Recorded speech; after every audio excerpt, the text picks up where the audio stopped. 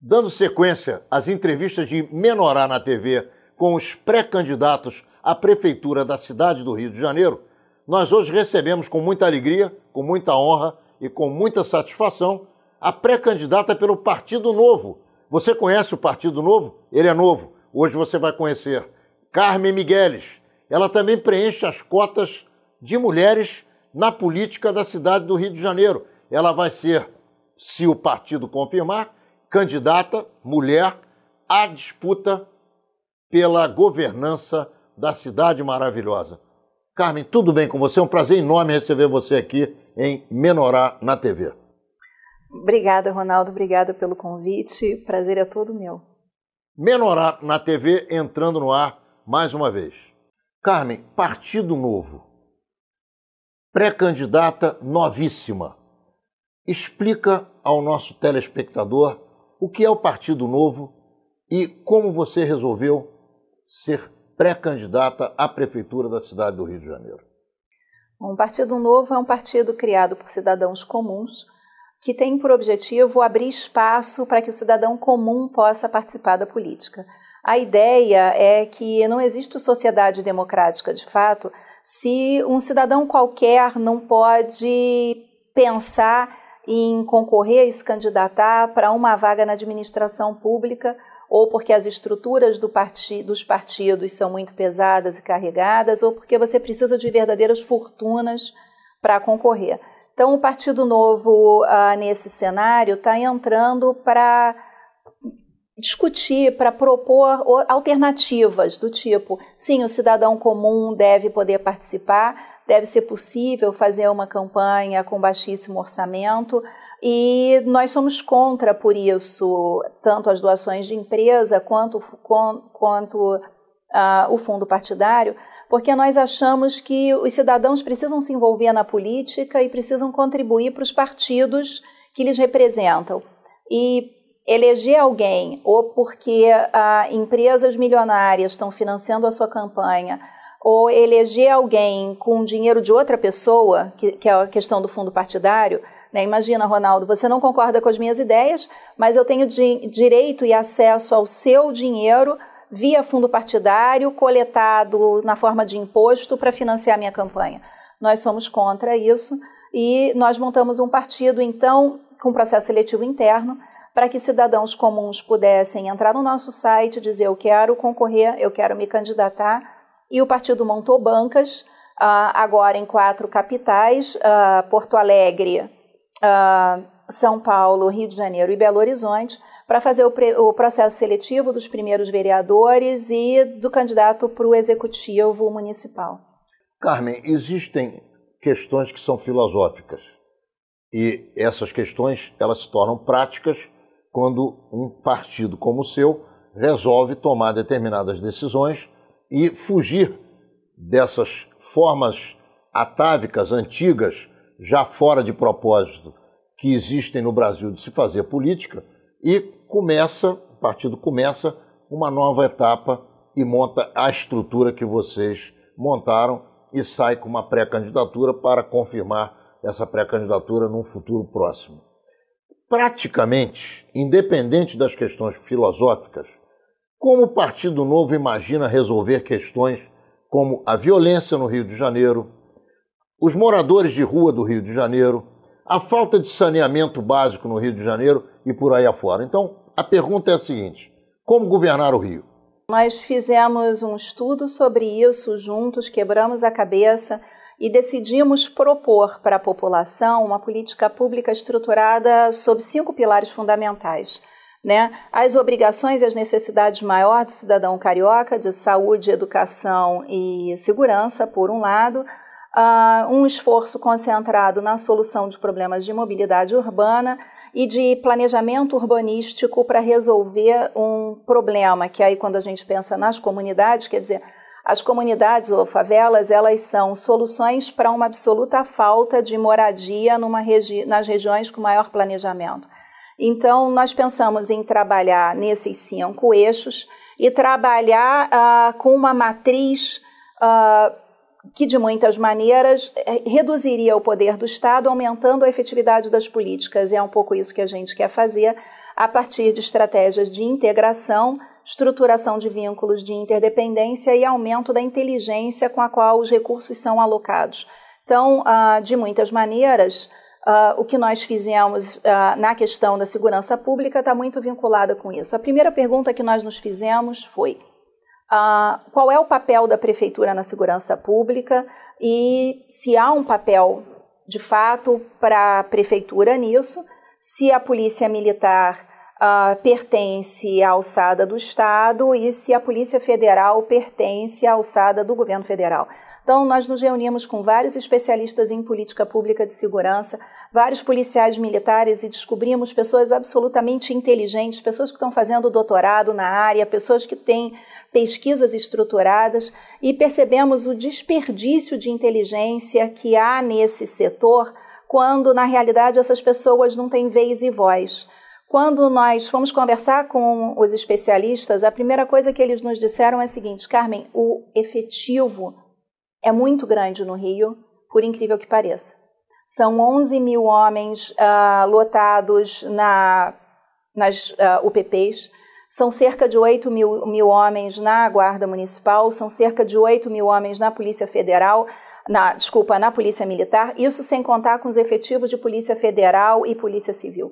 Se a gente soma o efetivo de policiais no Rio e divide o número de habitantes por esse efetivo, nós chegamos a um homem para cada 220 cidadãos.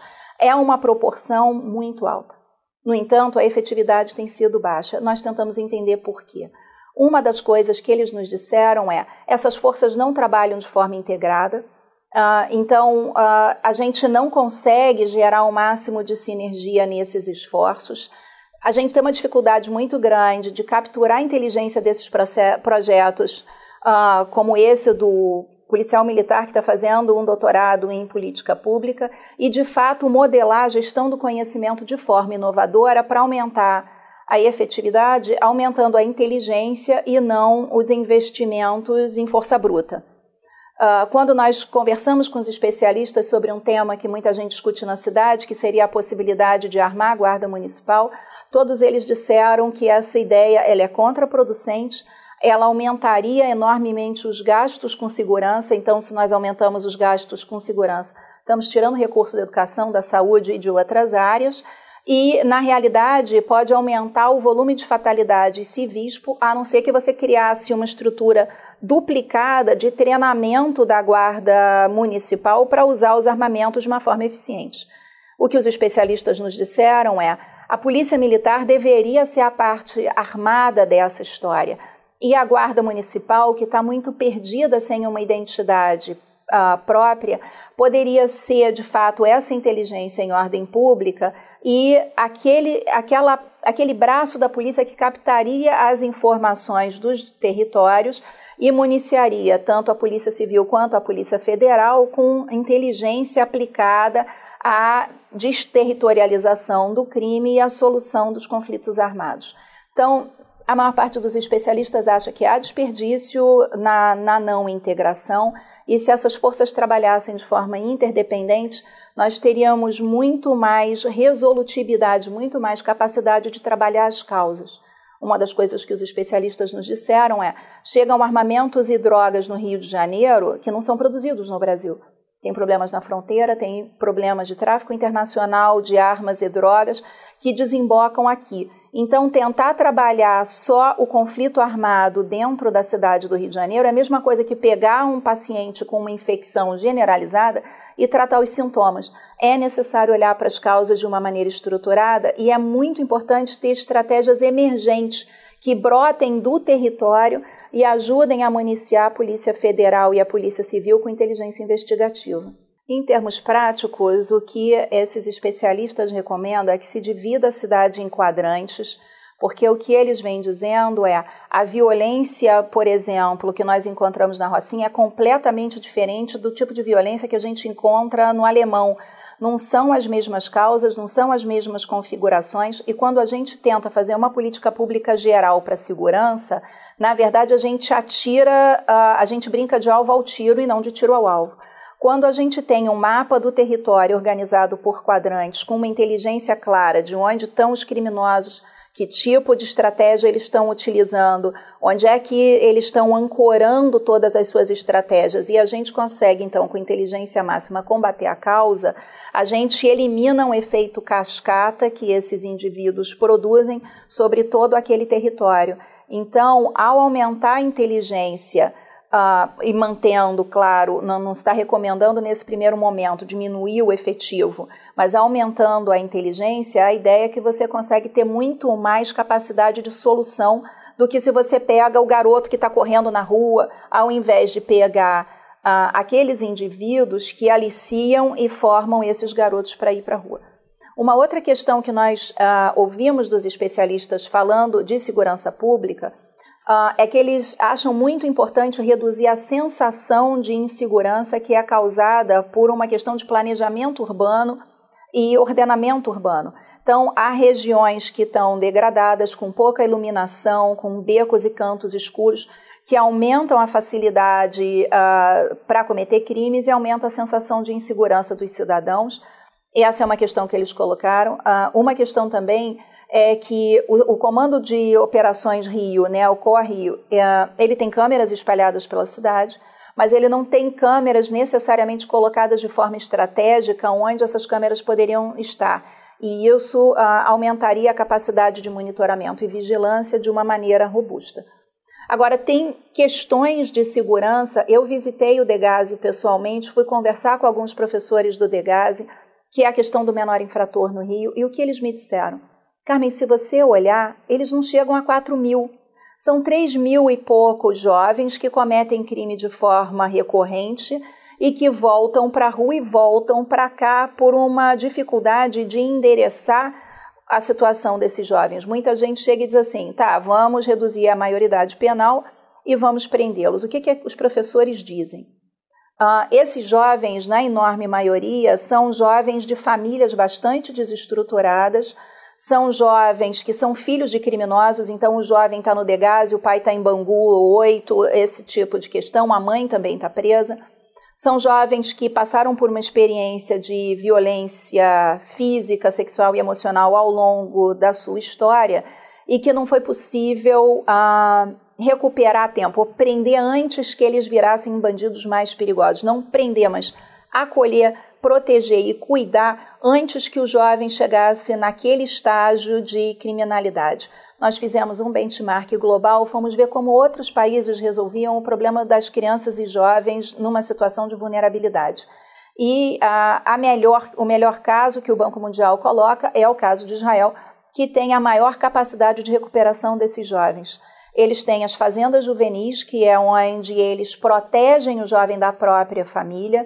Então, no Brasil tem toda uma ideologia de que a favela é uma comunidade. Não é uma comunidade que cuida dos seus membros. Muitos desses jovens estão ali sujeitos a um volume de violência enorme, de abandono desde cedo. Uma das políticas seria criar uma escola municipal no melhor estilo dos colégios internos de outros países, que não seja uma unidade prisional, e que haja a possibilidade de acolher esse jovem quando ele vai parar primeiro num conselho tutelar ou quando há uma denúncia de maus tratos e abandonos, ou quando os pais vão parar numa prisão e o jovem ainda é pequeno, ainda não cometeu esse crime, poder acolher e educar esse jovem, protegendo esse jovem da família. Na realidade, essa ideia ela é meio contraintuitiva de proteger o jovem da família, mas o que os professores do Degase disseram é, a gente vai tratando, às vezes eles chegam aqui tão carentes de conversa, de diálogo, de entendimento, que eles são maleáveis ainda a esse tipo de formação. Quando eles voltam para casa, eles voltam pior.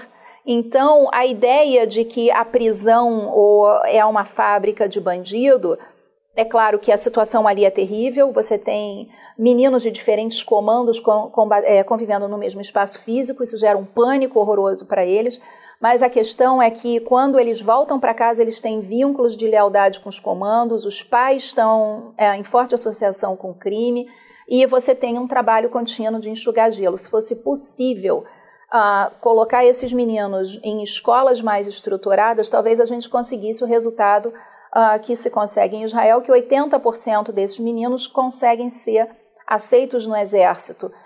que é a prova maior de que eles têm estabilidade emocional, física e intelectual para, de fato, fazer parte de uma sociedade maior. Então, essa é apenas uma das experiências e que nos leva a pensar sobre a importância de usar o patrimônio imaterial da cidade, os ativos intangíveis, os ativos de conhecimento espalhados nas diferentes comunidades da cidade, para tentar fazer propostas de maior efetividade usando os conhecimentos que estão espalhados. Carmen, o Brasil, queiramos nós brancos ou não,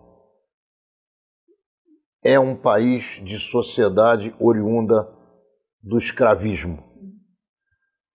Os afrodescendentes, ou até africanos, que foram libertados, entre aspas, pela princesa Isabel, ao invés de receberem educação, saúde, proteção, moradia e condições de trabalho remunerado, foram jogados às ruas. O caso que nós temos hoje de violência urbana no Brasil inteiro é oriundo absolutamente desse descaso por esse grupo social, que é absolutamente também majoritário no Brasil. Como é que você enxerga essa questão? Então, Ronaldo, majoritariamente, mas não unicamente, há brancos envolvidos no crime. Quando você olha para as estatísticas do Rio de Janeiro, uma coisa que dá uma dor no coração terrível é você ver que nascem mais meninos do que meninas. Então, a natalidade masculina é maior do que a feminina no Brasil como um todo. E o número de meninos na população é maior até a faixa etária de 14 a 19 anos, que é quando você tem a primeira grande baixa de população masculina. Você começa a ver, então, uma redução nesse quadro e você começa a ver uma inversão quantitativa na direção das mulheres. A principal causa de mortalidade desses jovens é morte violenta, ou acidente, ou bala. Participação na criminalidade. Participação na criminalidade. Na verdade, quando a gente olha para isso e a gente fica pensando, tá, esse é um problema brasileiro. Não é. Você tem a experiência mundial com esse tipo de questão, você tem a questão dos grupos excluídos de imigração recente na Europa, você tem esse problema que é a exclusão, ela é muito dolorosa e a falta de perspectiva, a falta de acolhimento, de instrução, de discussão de valores, ela mantém as pessoas nesses grupos. Quando nós olhamos para a experiência internacional, em termos de política pública, o que o Banco Mundial recomenda hoje fortemente é projetos de suporte à maternidade. O que acontece no Brasil é bastante dramático nesse sentido, se a gente for olhar, 41% dos domicílios hoje já são sustentados por uma mulher sozinha. Ora, essa mulher, especialmente nas classes C e D, para poder sair de casa e ganhar a vida e não morrer de fome, precisa deixar essas crianças numa situação de vulnerabilidade social. Você tem uma taxa de abandono dos lares muito grande pelos homens e essas mulheres, então, acabam não tendo alternativa. O que o Banco Mundial diz é os programas de equidade de gênero, principalmente de suporte à maternidade, que combateriam aquilo que o Banco Mundial chama da maldição biológica, porque o bebê nasce na barriga da mãe e não tem outra alternativa. Combater isso seria a política pública mais efetiva para gerar inclusão social, combate à miséria crônica, melhorar a educação e melhorar a taxa de criminalidade, bem como externalidades negativas para o meio ambiente. Então, se nós conseguíssemos dar suporte para a mulher pobre trabalhar, deixando os bebês seguros, o que seria creches horário integral, nós resolveríamos uma boa parte desse problema, nós anteciparíamos a solução. Então, se nós conseguíssemos ter a totalidade das crianças em situação de vulnerabilidade socioeconômica acolhidas em creches públicas para que as mães pudessem trabalhar, nós teríamos o programa de maior efetividade. A falta de recursos para isso, teríamos que tirar de outros lugares. Estamos encerrando o primeiro bloco de Menorar na TV com a pré-candidata pelo Partido Novo à Prefeitura da cidade do Rio de Janeiro, Carmen Migueles. Não saia daí. Já já voltamos, eu quero conversar com a Carmen sobre o que ela pensa a respeito das drogas e se são as drogas proibidas que causam o tráfico, a violência e o que nós estamos verificando não só no Rio de Janeiro, mas também em outras capitais, grandes capitais e pequenas capitais brasileiras. Não saia daí, já já voltamos com Carmen Migueles, pré-candidata à Prefeitura da cidade do Rio de Janeiro pelo Partido Novo. Carmen, eu fui durante muito tempo contrário à legalização das drogas. Hoje eu sou completamente a favor, porque eu acredito que o tráfico de drogas acontece porque as drogas são proibidas. Assim como acontecia na lei seca nos Estados Unidos com o uísque, acontece hoje com a cocaína, com a maconha e com qualquer outro tipo de tóxico. Como é que você vê essa questão? Ronaldo, essa é uma questão técnica de grande complexidade, eu acho, em termos de formulação de políticas públicas. Alguns países legalizaram as drogas e acabaram tendo uma geração jogada nas ruas com heroína, com uma série de coisas. A experiência não foi necessariamente bem sucedida. Nós teríamos que analisar com muito cuidado e num debate democrático, trazendo os dados para a mesa, para que o cidadão, de muitas maneiras, pudesse formar uma opinião e responder a isso. Eu acho essa questão complicada também porque eu não tenho certeza de que quem escolheu o mundo do crime ou quem está no caminho da criminalidade seria honesto se nós removêssemos isso. Há inúmeras outras formas de crime, desde o tráfico de seres humanos, a prostituição, uma série de outras questões que a gente sabe podem ser objeto do crime. Então, esse é um assunto que eu acho que precisa ser mais pensado. É necessário pesquisas aplicadas, é necessário trazer as experiências internacionais para a mesa e ver, porque não precisa ser legaliza tudo ou proíbe tudo. Nós podemos ver onde é que teriam ganhos, onde é que teriam perdas, de uma maneira inteligente, colocando os dados sobre a mesa e vendo os riscos de cada decisão dessa natureza. Há 5 minutos do nosso estúdio, e essa é uma questão que eu coloco para todos os pré-candidatos, quero colocar também para você. Nós podemos subir o Pavãozinho, há um pouco mais de 15 minutos nós podemos subir a Babilônia, Chapéu Mangueira, a meia hora daqui nós podemos subir a Rocinha, a 40 minutos daqui ou 45 podemos dar a entrada no Complexo do Alemão, um pouco mais à frente temos a Maré. E eu pergunto, o que é que você pensa de saneamento básico? Essa é uma questão que eu gostaria de dividir em partes. Parte da questão da moradia na favela, ela é relativa à falta de oferta de moradia de forma que possa caber no bolso das pessoas que hoje têm como recurso morar nas favelas. Eu conversei com várias pessoas das comunidades e o preço dos aluguéis nessas favelas está beirando R$1.000, dependendo do tamanho da moradia. Então, você tem kitnets de R$500, você tem sala com 2 cômodos, com casas de 2 cômodos por 700, você tem casas que passam de R$1.000. Há uma questão, então, de mobilidade urbana e de oferta que precisa ser endereçada. Quando nós olhamos para essa capacidade de pagamento dessas pessoas, nós vamos perceber que nas favelas do Rio de Janeiro nós temos um índice de desenvolvimento humano já bastante bom. Então, pelos rankings internacionais, nós estaríamos numa situação de um ranking de desenvolvimento de médio para alto nessas comunidades, porque nós temos acima de 7,11 de índice de desenvolvimento humano aqui, que é muito acima dos países miseráveis e de uma taxa de pobreza crônica. Eles têm uma capacidade de pagamento. Hoje existe tecnologia para a construção de prédios e casas pré-fabricadas que permite que o preço da unidade varie aí 40, 50, 60 mil reais o preço da unidade. Eu conversei com o setor financeiro no Rio, que do setor de serviços de maior pujança econômica, de maior valor agregado no Rio de Janeiro é o setor financeiro. Falei com as cooperativas de crédito e é possível gerar uma oferta de moradia por menos do que o aluguel dentro de uma comunidade se nós fizermos um plano diretor de verticalização do subúrbio, que foi uma alternativa que o Japão usou com uma quantidade de terra muito menor que a gente. Então, se a gente olha para o Japão, são 130 milhões de habitantes em média, num território menor do que o estado de São Paulo.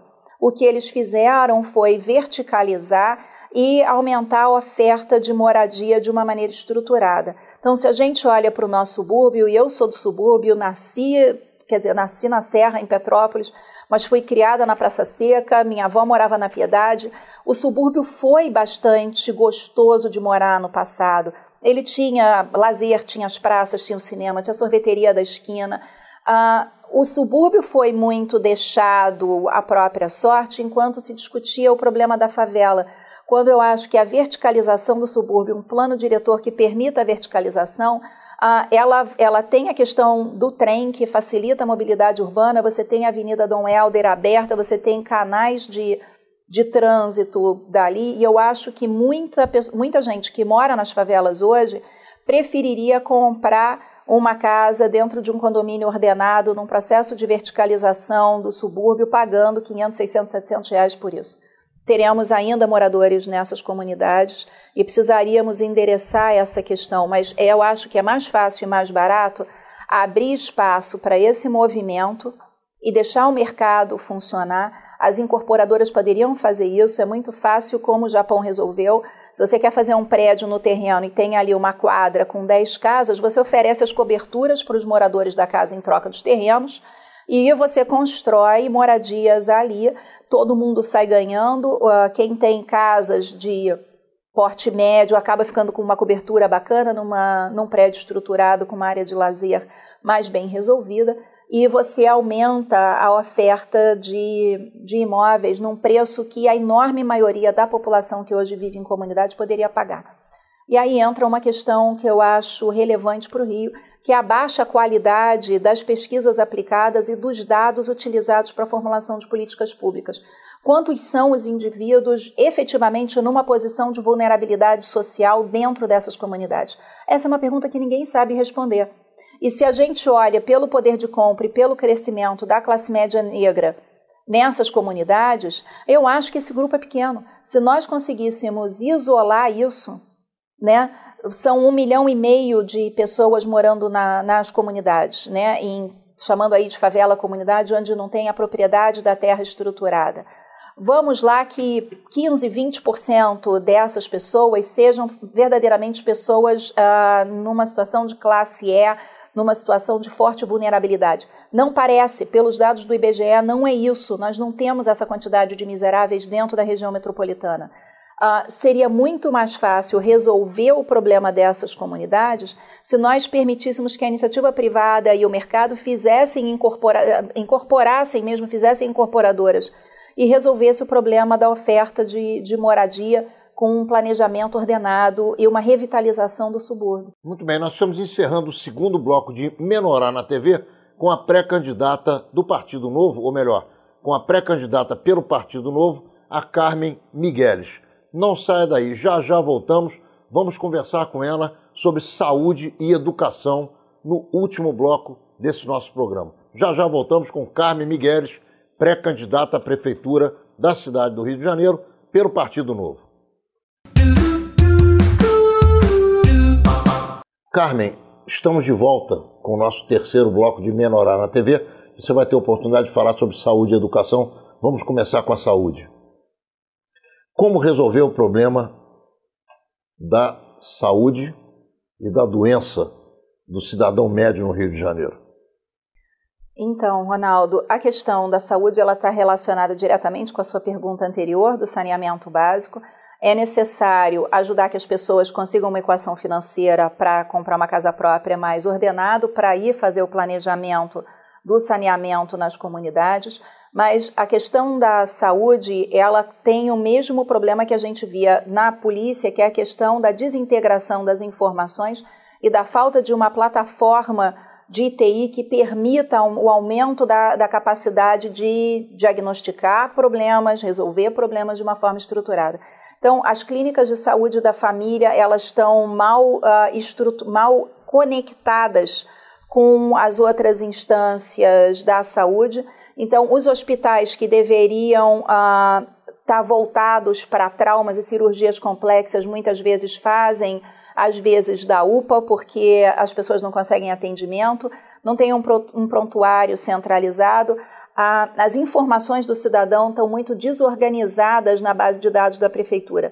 O prefeito Eduardo Paes fez um investimento grande em plataforma de TI. Antes dele não tinha tido um esforço nessa direção, mas o que acontece é que o sistema está sendo montado muito como um quebra-cabeças em que as peças não se encaixam. Então, você tem a área de inteligência em TI tendo que resolver um problema de como é que eu resolvo evasão fiscal por um lado, como é que eu resolvo o problema de alocar esse indivíduo numa escola. Você não sabe que o indivíduo que está pagando ou não o IPTU é o mesmo que tem problema na escola, você não consegue resolver os problemas de uma maneira integrada. Quando você olha o impacto disso na saúde, você vê planos estratégicos que não estão relacionados com os dados concretos de realidade. Por exemplo, nós temos a maior mortalidade por 100 mil habitantes, 100 mil crianças nascidas vivas em Bangu. A Barra é a menor. Você tem 2,5 mil bebês que morrem a cada 100 mil nascimentos e você tem mais de 12 bebês que morrem por 100 mil nascimentos em Bangu. Por quê? Por que Bangu? O que acontece lá? Quais são as causas? As causas estão relacionadas à educação. É uma questão do nível de informação da mãe, é uma questão da água limpa, é uma questão da higiene na casa, do mofo nas paredes, do nível de contaminação na família. Muito disso você resolve com educação. Na hora que você pensa em educação, a gente tem um vício de pensar a educação escolarizada. Eu fico sonhando, na verdade, fico imaginando como seria bacana se nós pudéssemos ter uma OS fantástica de tecnologia, como tem a RNP, que criou a Rede Brasileira de Telemedicina e outros projetos maravilhosos para o Ministério de Ciência e Tecnologia, fazendo um grande museu virtual, um museu vivo, onde nós pudéssemos usar a inteligência dos diferentes grupos sociais para resolver esse tipo de problema. Então, nós poderíamos ter vídeos de 3, 4 minutos que qualquer mãe hoje tem acesso nos celulares para saber como é que faz o pré-natal, como é que cuida do bebê no primeiro mês, no segundo mês, no terceiro mês. Você pode ter sistemas de aconselhamento, você pode ter um voluntariado que é forte na cidade trabalhando nisso, você pode ter médicos e professores aposentados resolvendo esse tipo de problema. Então, se você estrutura essas soluções cooperativas com uma inteligência digital, você tem um impacto talvez maior na mortalidade de bebês do que você resolvendo o problema via saúde, que é mais caro. Então, essa questão de integrar e criar as interdependências nos parece o caminho mais racional para resolver problemas. Educação formal, escola pública, município envolvido, salário de professor. Você tem 1 minuto para falar disso. A questão da educação em relação a salário de professor e essas coisas, você tem limites orçamentários bastante grandes. Hoje, o que impede, por exemplo, a expansão da oferta de ensino está perto da universalização, mas principalmente para creche, pré-escola, para resolver aquele problema anterior da violência que eu tinha dito, é um limite de orçamento. Temos que ganhar mais dinheiro para poder resolver isso de forma mais integrada. Mas dentro do limite de recursos usado, o que chama muito a minha atenção é o desperdício de inteligência humana que tem na Secretaria de Educação. Você tem formuladores de políticas públicas fantásticos, você tem muitos professores com mestrados e doutorados. Se a gente consegue organizar uma tipologia das escolas por tipo de problema e usar essa inteligência de uma maneira mais estruturada dentro de modelos de gestão do conhecimento mais adequados, a nossa capacidade de avançar é muito maior. Quando a gente olha para a greve dos professores agora, muita gente diz, são contra a meritocracia, são contra o modelo de gestão. Eu fui ouvir. O que eles disseram é o seguinte, espera aí, está todo mundo querendo me cobrar resultados sem aumentar o volume de recursos que eu preciso para entregar esse resultado, tirando a autonomia da escola, não nos ouvindo. Então, quando eu tenho esse modelo autoritário que hoje está instalado no Estado brasileiro de modo geral, o cara está vendo um tipo de problema aqui que ele não pode resolver porque a meta está mandando ele para lá. O que os professores estão dizendo é, me escuta e me deixa trabalhar, que eu consigo entregar resultados de uma maneira muito melhor. Por incrível que pareça, eu vi uma consciência meritocrática bastante clara nesses movimentos.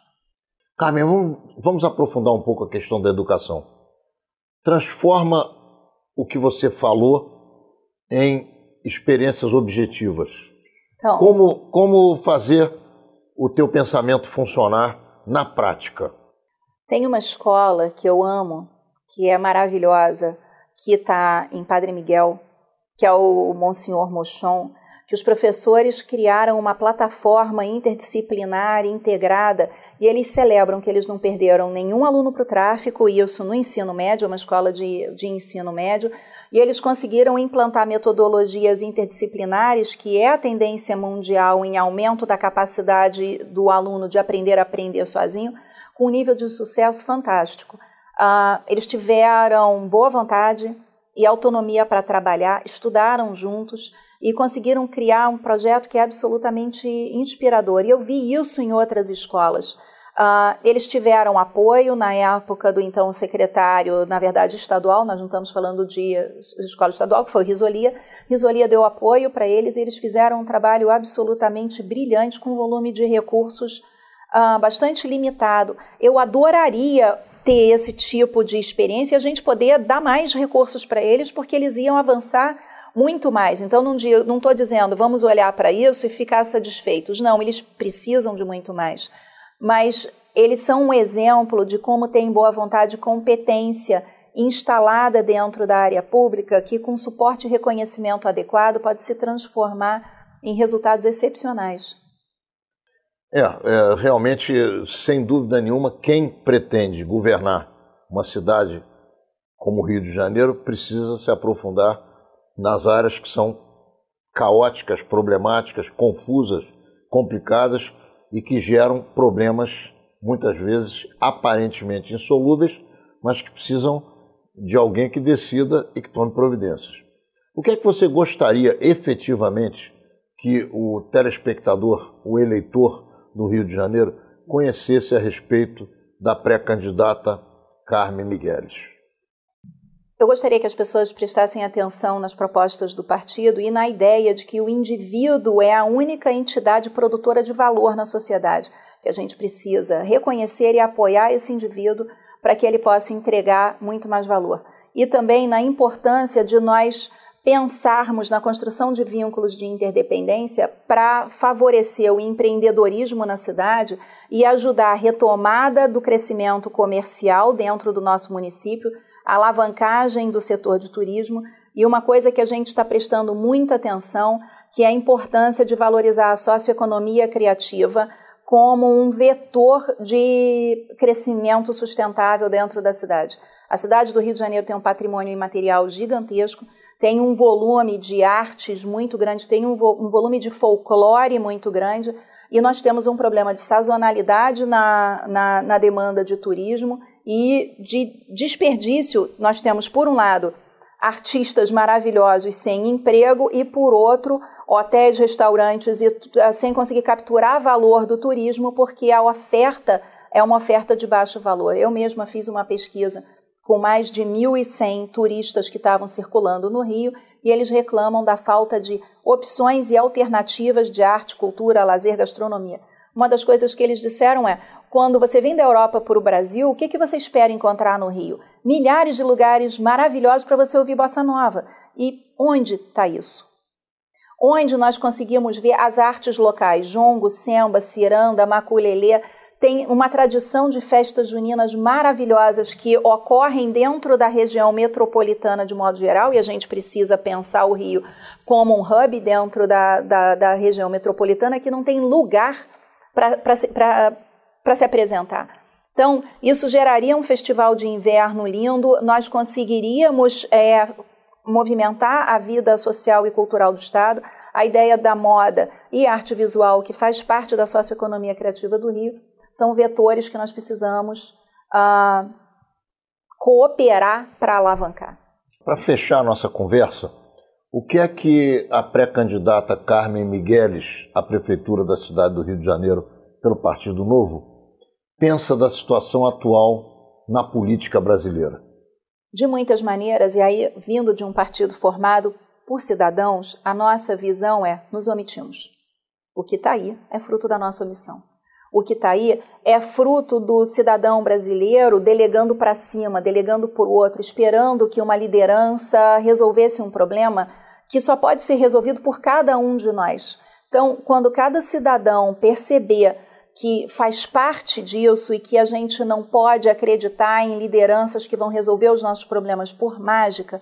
Quando o cidadão vier para a mesa discutir e propor, aí a gente consegue resolver isso.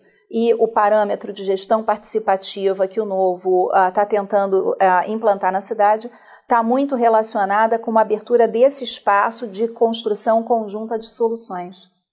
Muito bem, nós chegamos ao final da nossa conversa. Poderíamos ficar aqui algumas horas batendo papo, porque o Rio de Janeiro é apaixonante, as suas experiências são interessantes, esse diálogo é produtivo, mas infelizmente o programa só tem 1 hora de duração. Eu quero te oferecer as câmeras e os microfones de Menorá na TV para que você se despeça dos nossos telespectadores, fazendo suas considerações finais. O que eu gostaria de dizer para os telespectadores é: se você é um cidadão como nós, um cidadão comum que nunca foi político e que não se conforma com o que está aí, vem para cá, olha para o que a gente está fazendo, se junte a nós, vamos fazer juntos a diferença. O partido é contra a reeleição, é contra você virar um político de carreira. Então, a ideia é abrir espaço para que cidadãos comuns possam vir, sentar na mesa e dizer o que quer da nossa cidade, do nosso país. Então, eu gostaria de convidar vocês a pensar com a gente como abrir esse espaço de participação cidadã na política nacional. Menorá na TV entrando no ar mais uma vez, na quinta-feira que vem, às 10 horas da noite, com repetições aos sábados, às 11 horas da manhã, às terças-feiras, às 11h30 da noite e também às quartas-feiras, à meia-noite. Nos vemos lá.